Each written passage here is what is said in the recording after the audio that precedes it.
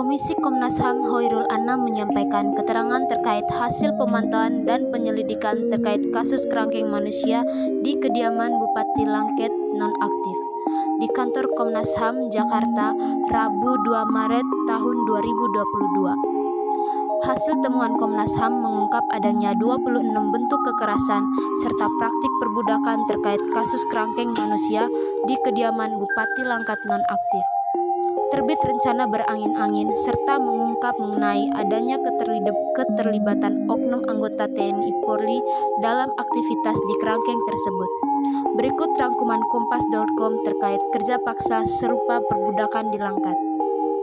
Komisioner Komnas HAM Hoirul Anam menyampaikan para penghuni kerangkeng mendapatkan perlakuan kerja paksa dan tidak mendapatkan upah atas pekerjaannya. Kami menemukan fenomena kerja paksa yang pertama adalah terkait upah, kata Anam kepada wartawan melalui siaran video Sabtu 5 Maret 2022. Yang kedua terkait sanksi. Menurut Anam, pembangunan kerangkeng sama sekali tidak dimaksudkan untuk bagian dari penguatan keterampilan dan pembekalan para penghuninya.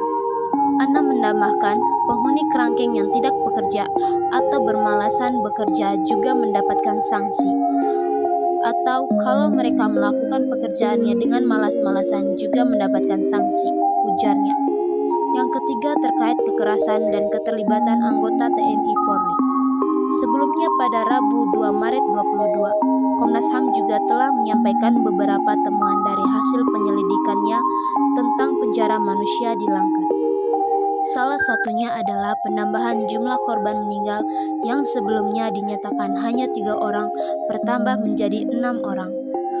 Komnas HAM pun menyatakan telah menjadi kekerasan dan penyiksaan pada penghuni penjara manusia itu. Diduga pelaku penyiksaan itu 19 orang yang terdiri dari anggota organisasi massa atau Ormas, TNI Polri, dan anggota keluarga terbit. Yang keempat terkait praktik serupa perbudakan, Komnas HAM juga menemukan adanya unsur serupa perbudakan dalam kejadian kerangkeng manusia ini. Anam mengatakan temuan itu diperoleh Komnas HAM saat menelusuri adanya pengaduan soal perbudakan modern dalam kerangkeng tersebut. Yang kelima terkait surat pernyataan. Anam menjelaskan praktik serupa perbudakan itu ditemukan berdasarkan adanya 2 indikator. Pertama, orang dalam kerangkeng tersebut tidak lagi memiliki kemerdekaan untuk menentukan dirinya sendiri. Indikator lainnya yakni adanya faktor eksternal terhadap para penghuni yang jauh lebih kuat. Hal itu terlihat dari adanya penganiayaan jika para penghuni kerangkeng tidak menjalani perintah atau tugasnya. Sebab lanjut Anam, jika ada orang dalam kerangkeng yang tidak melakukan pekerjaan sesuai dengan yang diperintahkan kepadanya, akan mendapatkan pukulan serta perlakuan kejam lainnya, termasuk surat pernyataan. Surat pernyataan itu karena itu juga sangat subtitel pada praktiknya itu yang membuat mereka kehilangan banyak hal dan itu yang tidak bisa menentukan dirinya sendiri, yang tidak suka pekerjaan ini jika tidak bisa melawan. Jelasnya.